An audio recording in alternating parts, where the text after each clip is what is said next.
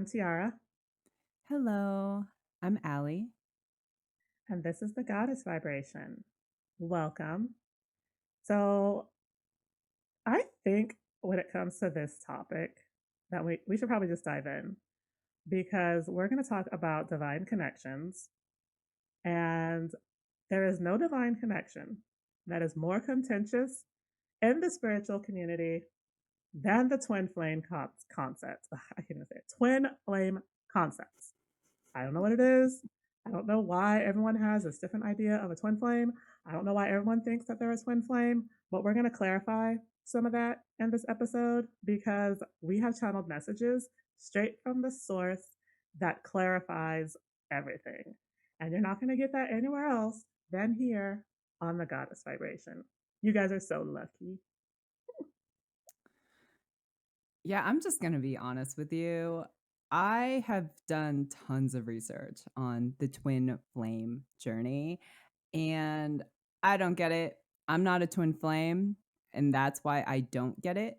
But what I've read online, and people come to me and they ask me, like, oh, is it true that a twin flame is one soul split into two bodies? I'm just like, no, no, that's not true. I I'm not going to pretend to be an expert because I'm not, because again, I am not a twin flame. I am a different type of divine connection, which we will discuss later. Yes.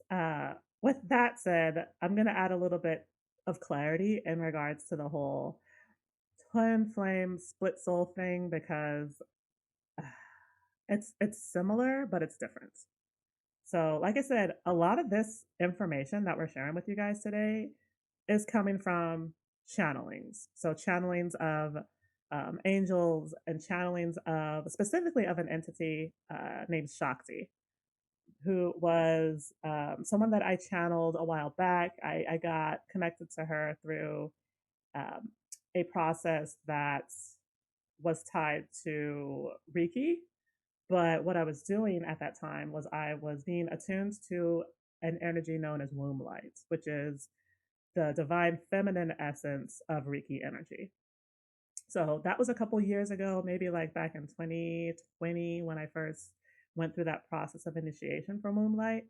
Which, by the way, if you guys aren't familiar with Moonlight, it's very similar to Reiki, but it is specifically for women who are on a reproductive journey or like a pregnancy journey or are dealing with fertility issues or anything like that. So I'll share a little bit more about that in the show notes. But yeah, so that's how I initially made that contact with Shakti. And when she came through, she provided so much clarity about the twin flame concept, and it made so much sense. At least to me, it made sense. So I'm hoping that we can break that down to you guys today. Speaking of that, divine connections and types of divine connections, as Ali mentioned, there are tons and tons and tons of divine connections. So, like, twin flames and soulmates are just like a little, like, I don't even know what the word to use, like a little tip of the iceberg of the different type of divine connections that are out there. Because you also have karmic connections and you have kindred spirits. And we were told in one of our channeling sessions that we did that the types of divine connections vary depending on the frequency or the energetic octave. So if you think of energy and you think of how energy is unlimited, essentially there are unlimited types of divine connections. But we're just going to hone in on a couple of them because I feel like there's so much misunderstanding and misinformation and disinformation about some of these. And like I said, we went straight to the source. So I'm really looking forward to diving into this and clarifying some things. And by the way, please don't send me hate mail about how you were told that you were a twin flame and the information that we're sharing is wrong because you were told elsewhere by this person that this was the case for you. Like, take what resonates and discard what doesn't. Okay. So, like, if something doesn't resonate for you, fine. You don't have to heed that information. We're just telling you like it is. All right. So, you can choose to heed the information or not. And also, this might be a two-parter because we do have a lot of information to share. And just a friendly reminder, like these are based on our channeled messages that we do. And I think it is really important, as Tiara said, to take what resonates and leave what doesn't. And that is completely okay. All right. Thank you for that. Yes, this might be a two-part podcast episode. We're not sure yet. We're gonna see how this goes. At the end, I'll let you guys know if this is gonna be a two-parter. So with that said, I mean, we've already talked about twin flames. I'm feeling like let's just dive into this whole twin flame thing because my understanding of this is different than the mainstream, right? So like, and I feel like people just they see something online and they read it and they run with it. But it's really important when you guys see this stuff to practice discretion because a lot of the stuff about twin flames is wrong. It's just like flat out wrong. Um, One of the first things that I learned through channeling about this twin flame thing is how rare it is. Like, a lot of people will talk about it being a very rare phenomenon. It is much more rare than that. Like, so rare. So, when you think of authentic twin flames, I know specifically of only two beings that are authentic twin flames. Those beings are Shiva and Shakti, and Isis and Osiris. Outside of that, I don't know any other twin flames. And it's so interesting because the angels say to us repeatedly that this concept isn't one that the human brain can fully comprehend and grasp. And it makes sense. Like, because I'm going to tell you the exact channel messages that we received from Shakti. And it's so funny because poor Allie struggles with this concept. And I get it. Like, I'm a split soul. I'll explain what that is. So I kind of understand it. But if you're not a split soul or an authentic twin flame, yeah, it's hard to wrap your mind around this concept. So this is exactly what came through in the channeled message. Again, this is from Shakti. This came through from Shakti. Shakti is a goddess in the Hindu belief system, and she is the feminine essence. And she is twinned with Shiva, who's the masculine essence. So this is what she said, word for word. I haven't changed anything. This is exactly what we channeled. When two souls are born together as one, they are twin flames, each embodying a specific essence of oneness, one the masculine, one the feminine. They exist together as one unit, but also separate. Their love shines as one. Their light shines as one. It's similar to a split soul, but not based on hurt or trauma. Think of the twin flame as a split soul rooted in love, not trauma. It's more two halves of a whole that exist separately and together as one. Humans struggle with this because they are used to duality. They think of this or that. They cannot fathom that something might be both. That's the twin flame concept, separateness and wholeness together, which I thought was very, very beautiful. Honestly, it was quite beautiful. And it resonated to me. So go ahead, Allie. It is beautiful. I'm not gonna lie, I still don't get it. So could I you break know. this could you break this down for me? So, okay. Now, she mentioned the split soul. I mentioned that I am a split soul. And essentially, what this means is that when the soul experiences significant trauma, like so much trauma, eventually the frequency of the soul falls to a very low level. And it becomes necessary in order to like boost the healing effort to split the soul essence, or what I sometimes call is fracturing. So what happened in my case is my whole soul got split into two parts: the masculine and the feminine, the mental body and the emotional body. And we incarnated separately to try to accelerate healing on both of our ends so that we can come back together and merge. Because if you're a split soul, you have to merge back at some point. Like, you cannot stay separate indefinitely. Unfortunately for us, we were caught in a very low vibrational demonic state, and we have been apart for a very, very long time. I think much longer than they wanted us to be apart. So our split happened because of trauma. I think it's possible for souls to just kind of decide to split just for funsies. I don't know why you would want to do that, but I've heard that apparently that's a thing that I did not some know that.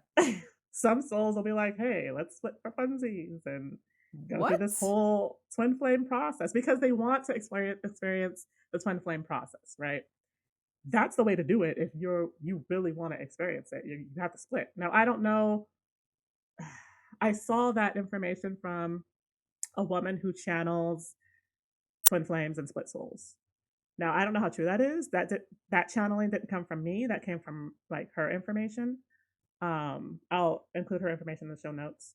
But yes, I heard that it's also possible for souls to do that. Now, I think you have to be at a very advanced soul state before you even decide to do something like that, to like a very high frequency.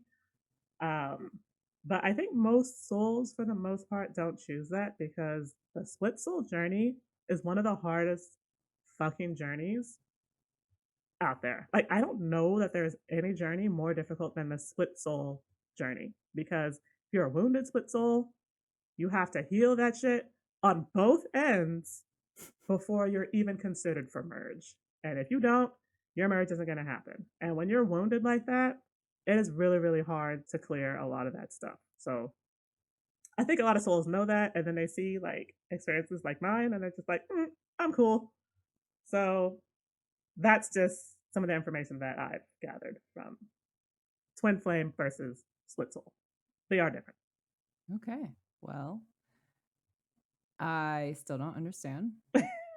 At the end of this podcast, Allie is going to understand. I'm going to make sure that she understands by the end of this episode. That's my goal for you, Allie. I wish you the best of luck with that.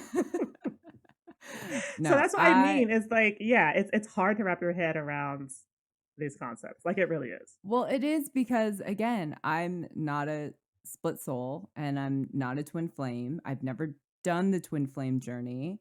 And so when you're not put in that situation or when you choose not to be a part of that situation, which again, like Tiara said, I would not recommend it, especially being so intertwined with Tiara's lifetime and story. I'm just like, why? When she said apparently you can choose it, my mind was just like, why? Why would anyone want to do that? It is not recommended. I don't recommend it. But if you want the experience, then hey, you do you. Right. So I talked earlier about how rare twin flames are and split souls are. I channeled some numbers just to give you guys some context. Like, and I hope this doesn't hurt your feelings because, like I said earlier, if you thought this was rare, it is much more rare than you originally thought. So I asked Spirit, I said, Spirit, can you tell me how many twin flame pairs there are currently incarnate on Earth right now? Allie, can you guess that number? How many pairs of twin flames? Yes. On the Isn't the nu- entire planet right now. isn't the number 12? I got 10. Ah, I was close. So that means that there are 20 twin flames incarnate on the entire planet right now, you guys. That's how rare twin flames are. I also asked about split souls because I was just curious how many pairs are currently still incarnate on Earth. I got 6 pairs for a total of 12 twin souls. So, split twin souls. So that's probably the number that you were thinking, Ali, which was, you intuited that. Yeah, that was really good. Ali has really powerful intuition. It's gotten me far in life, guys. So, Ali, you talked earlier. I think you talked earlier about soul family, like being a part of a soul family. Did you mention soul family or like divine connection Yes. within? Okay. Um, so I also have some channeled information about soul family. But first, I just want to share that when it comes to this concept, my idea of this is that we have soul family who we are connected to energetically and exist together as like a soul unit. And within this, you teach each other lessons, right? So not everyone has a soul family. I think most souls are part of a soul family. I do know that some souls can just kind of be like their whole own individual soul and not connected to a soul family. But I also know that soul families can develop. So I'm just gonna read a little bit of some of the information that I channeled from my angel guide in regards to this concept. Um, so he says, a soul family is a collection of souls who have come together to assist each other in evolution, expansion, and healing. They support each other in this journey by acting as karmic partners or sometimes soulmates. The purpose is tied to ascension. It's also tied to expansion and growth, and they can change. So he's saying that soul families can change under very specific circumstances, but it doesn't happen very often.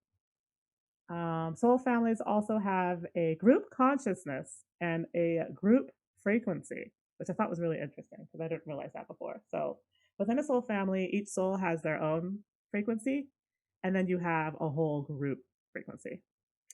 Um, okay, hold on. There's some really other juicy stuff here. Each soul family has a specific frequency. When things like split soul happens, it disrupts the frequency of the family and disrupts the balance of the soul family, and that can have disastrous effects. So, something like this happened to my soul family. When we split, it caused a cascade of negative effects, and we are all dealing with it in different ways, unfortunately. Um, I am going to share one more quote here. Think of a soul family as a group of souls who are there to teach each other lessons. It's similar to the human concept of a family, but not quite the same. In the human family, you have someone who is the matriarch or patriarch just because they are older or wiser, but they may not have the highest frequency. With soul families, the head of the family always has the highest frequency. So Allie, I know, is the head of her soul family. She has the highest frequency. And this angel guide entity that I'm channeling is the head of my soul family. So that's how it works when it comes to soul families. Now, within that is the divine counterpart concept. So I'm going to use a lot of terms, you guys. You can try to keep up. I think I'm going to make a blog post about this just to like clarify and like put it all down somewhere where you guys can read more if you're interested because it is a lot of information and it's confusing. I completely get it. So try to do your best to keep up. I will add additional clarity in the show notes with a link to a blog that will hopefully break it down a little bit further. So um, I'm going to share this last quote about divine counterparts because it kind of brings it all together. Divine counterparts can be within the same soul family, but not always. Soulmates can be with the same family, but not always. Twin flames is a completely different topic. I'm just going to share what he said about this. That I do not find humans have the capacity to fully comprehend, but it is a type of divine connection, perhaps one of the highest frequencies or highest energetic octaves of such.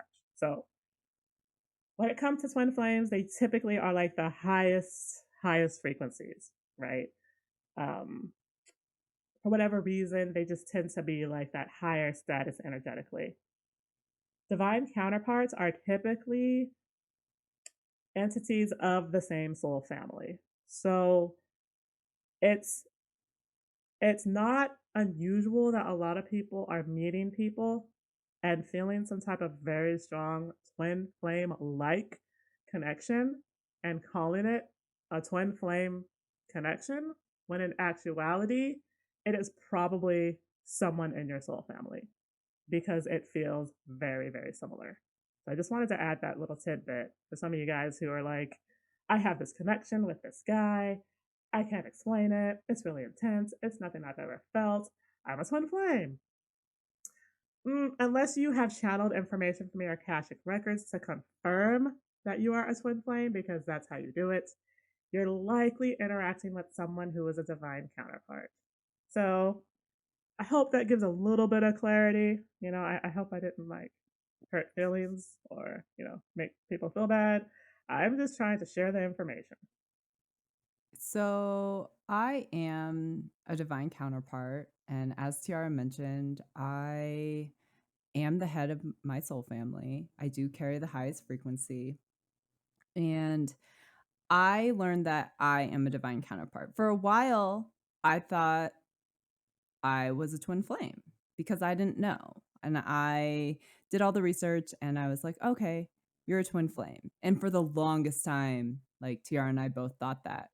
And then once we really kind of started to dig in to get clarity, they were like, no, no, no, you're not a twin flame. You're a divine counterpart. And so I understand the divine counterpart connection because that's what I am.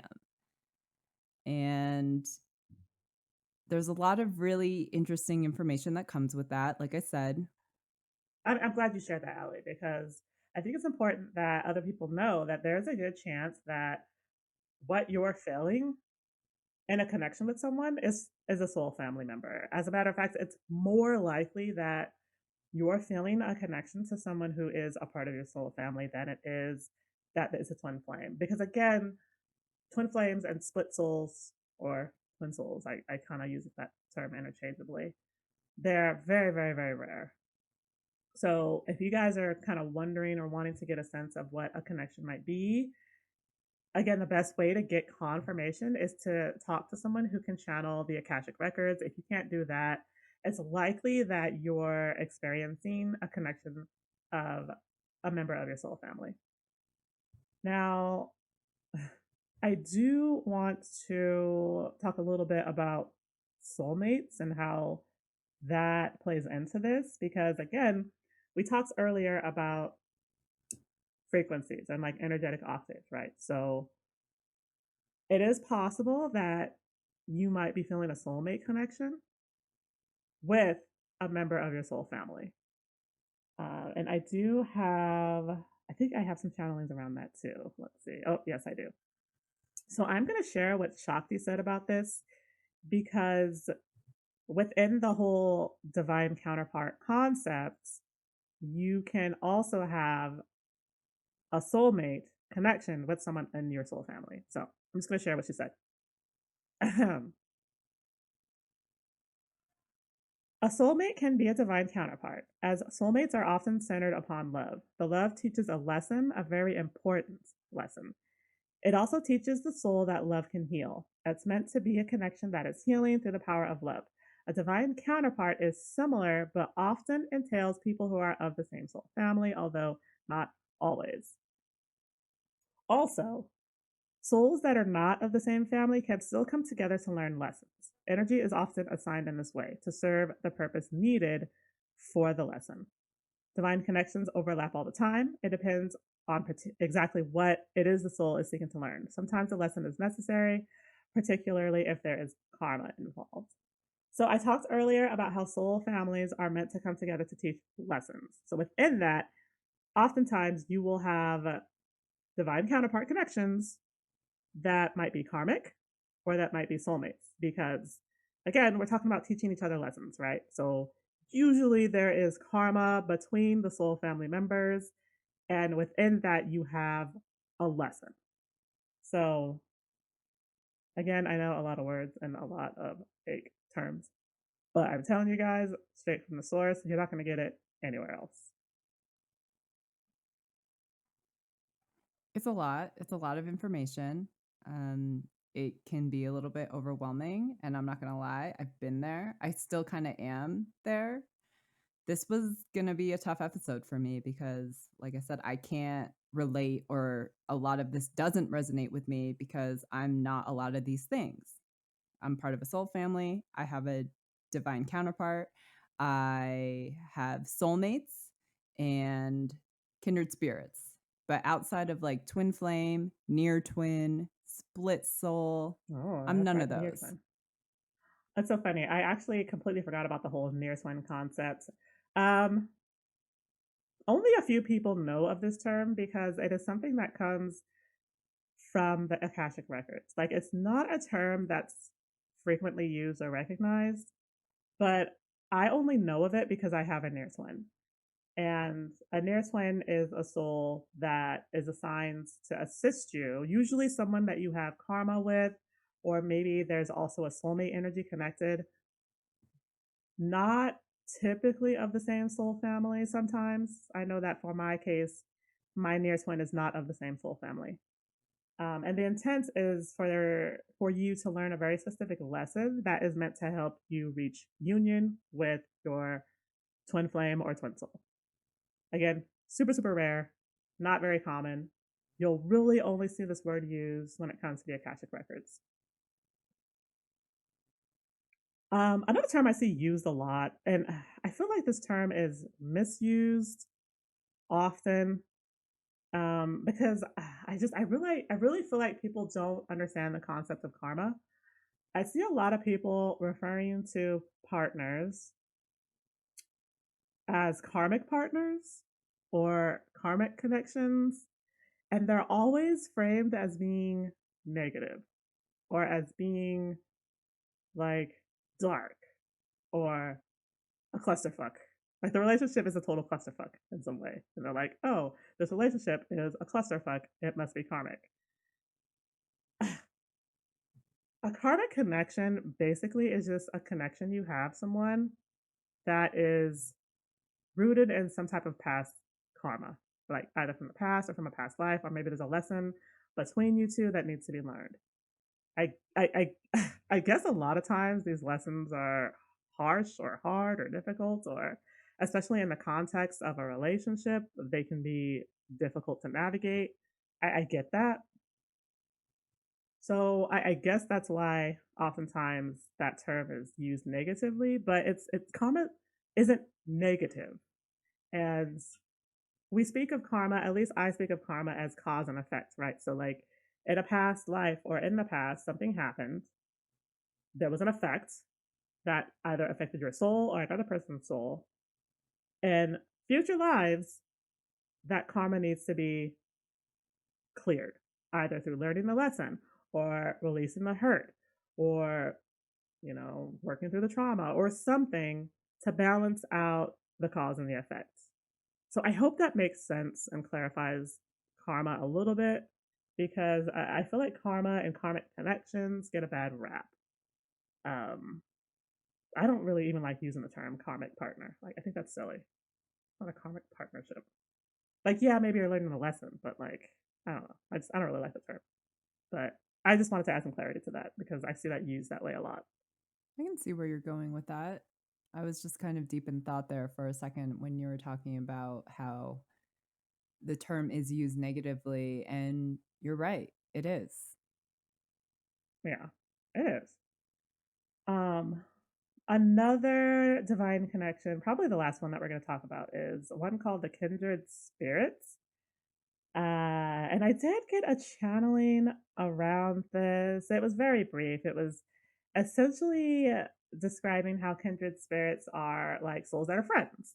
So they might not be of the same soul family, but they may be souls that have incarnated many times together. Maybe they have karma, maybe not. They're just souls that are like, they have a good bond or a strong bond or a strong connection or friendship. So I know for a fact that me and Allie, our souls are kindred spirits. Um, which is actually a really cute thing that your soul can like go and like get a best friend and like be like, hey, let's incarnate and be best friends all the time. I just think that's really cute.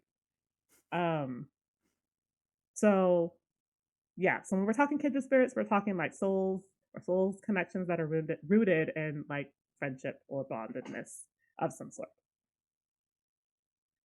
Um, so now I hesitated to talk about this, but I think I'm going to talk about it anyway. The big question when it comes to a lot of these divine connections, especially twin flames and twin souls, is if union is possible.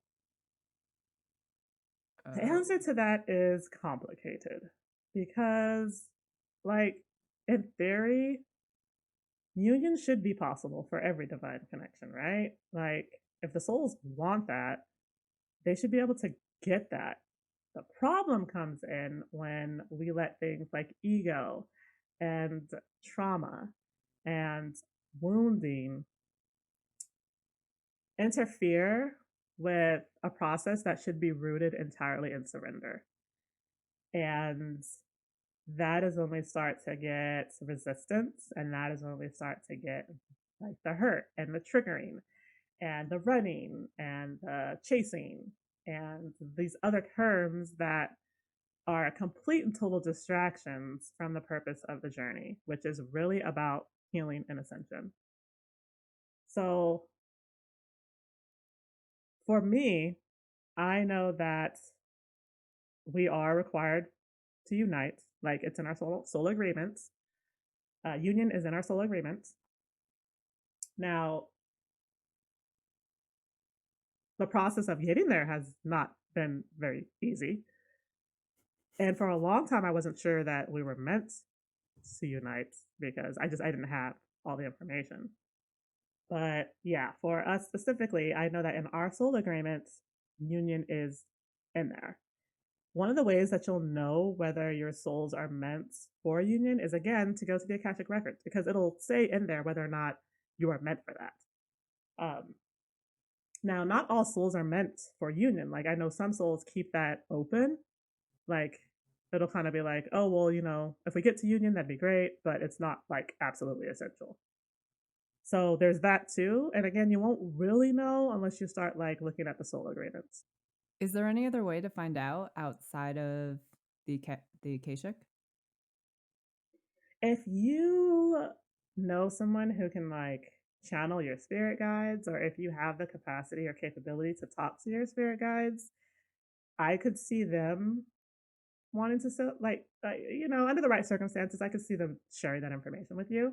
Oftentimes, that information needs to align energetically. So if you're just discovering that you're on the twin flame journey, like, and you're just starting that journey, and you're losing your minds, like I fucking did when I started this journey, they're probably not going to tell you that information. But once you get to like a more stable place where you've kind of surrendered to the process and you're not as anxious about it all, I could see them revealing that information to you. Um, so there's multiple ways of doing it. If you're not able to do it yourself, you'll definitely want to hire a professional or someone like me or Allie who can get that information. It is definitely a very complex, complicated, and I think Tiara's situation is a little bit more unique, I guess is the best word to It is. describe it. That's such a good word. So as we don't mean to scare people. We don't mean to terrify you. It's just know that Tiara's situation is much more unique and much more complex, especially because, this is a story over thousands of years, which is probably also not common. And so think of your journey, and then as we're talking, we are the extreme of that journey. If you are just trying to comprehend, if you guys are listening and you're just trying to comprehend like what's being said, and you're just like, oh my God, it's not most likely your journey is not what we're talking about. This is very unique and I it's the best word I can use. I if I'm at loss for words, it just kind of gives you an idea of what has been going on in our lives. Right. Which, so you guys remember Adventures of D Part 1 and 2? There are so many spin offs of that story that it's not funny. We might have to do like Adventures Here, Part 1, 2, 3. Adventures Here, Part 1, 2, 3, 4. Because there's just so much stuff continuing to come out the woodworks and developing around my divine clusterfuck. Um, but I just want to give like, I just want to touch on this briefly because Ellie is right in that my story is really unique, but it was made even more unique because we were split twin souls meant for union, but also married to other people. And if you are in that situation, like you know that you're in a twin flame situation or a divine counterpart situation that feels like a twin flame, and you're married to someone else who is not that person, that is one of the most difficult things to navigate. Like, it is so, so complicated and it messes with your head and it's beyond tricky. So, my heart goes out to you if you're in that kind of situation. If you need someone to talk to about it, you can email me. My email address is on the website because I get it. I've been there. But for those of you who are in that situation, I just want to acknowledge you because I've been there and it is hard to navigate through because you question so many things and you feel guilty and you are like, oh, why am I in this situation? Like, what does this mean? Like, do I need to change my entire life? Like, everything you think turns on its head and you start to question everything and it's not fun, but it is serving a very important purpose. Like, I get that and I acknowledge that, but it's complicated. So I just want to acknowledge you guys who are in those type of scenarios and situations. I also want to acknowledge the guys who have I'm gonna go there. Um, quote unquote celebrity twin flames. Again, another very complicated concept. There's a good chance that this celebrity you're feeling this connection to is probably soul family. Maybe not, but there's a good chance that that's likely. Um, but it's also a very tricky and complex and complicated situation because you have no access to this person. Right. So the connection is just purely energetic. And you might be having dreams. I know that I was having dreams when I began my twin flame journey. And I had dreams about him for 8 years straight, like all the time. And it took me, this is probably sad. It took me 8 years to figure out that's what the fuck it was. Like, before I was just like, oh, these will stop, these will stop, these will stop. But they never did until 8 years later. And I was like, wait, what is this? So yeah, you might be having dreams about this celebrity or like hearing their voices, or for those of you who have gifts, they might come to you. And that's really your only connection to them. And that's very, very hard to navigate. So I just want to acknowledge those of you who are in that situation because it's just as complicated as the married twin flame. Well, if you really want to get into celebrities, this is going to be a part two conversation. Oh, we're going there? Are we going there? Do you want to go there? I'm totally down to go there. Okay. All right, you guys. So we're going to expand on the celebrity twin flames. And ooh, that is juicy because I know some things. And Allie knows some things. So yeah. So I acknowledge all of you who are on these complicated soul journeys, especially the ones that overlap. Oh my God. Like you have you're married and you have a twin flame, but you also have a soulmate. And then you also have a karmic on top of that. And then, you have to navigate through all of that. So it's a lot, man. It's a lot.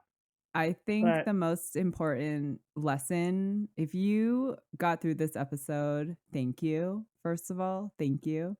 And second of all, I think just listening to this, if you leave just as confused, we don't mean to do that. We don't mean to do that. It's just I think this is a I think this is an eye-opening experience to how complex soul connections really are. And there is so much more that meets the eye. And this is why I wasn't thrilled to do this episode, but I know that it was needed for this episode, and I think this is my hope is that this is just a really eye-opening experience for everyone because, Tiara is so many things that I'm not, like split soul, twin flame, near twin, she's part of a soul family. So she has because she's living it, going through it, especially in this lifetime, she has so much valuable information, and my apologies for not having as much, but I have different soul connections as I've already discussed. So, thank you, and we are gonna get into celebrity twin flames or celebrity Ooh, connections in part that's 2. gonna be juicy. I'm excited about that. So, stay tuned. Part 2's coming next week, and thank you. All right, thank you guys. You guys know how to find us online, www.goddessvibrationstudio.com. Until next time.